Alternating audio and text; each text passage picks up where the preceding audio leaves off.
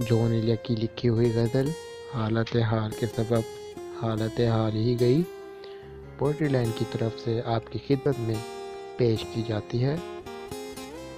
हालत हाल के सबब हालत हाल ही गई, शौक में कुछ नहीं गया, शौक की जिंदगी गई।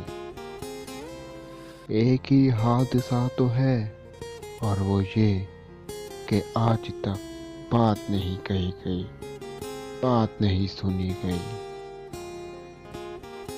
बात भी तेरे जाने जा, दिल में रहा अजब समा, याद रही तेरी यहाँ, फिर तेरी याद भी गई। उसकी उम्मीद नाज का हमसे ये नाज था कि उम्र गुजार दीजिए, उम्र गुजार दी गई।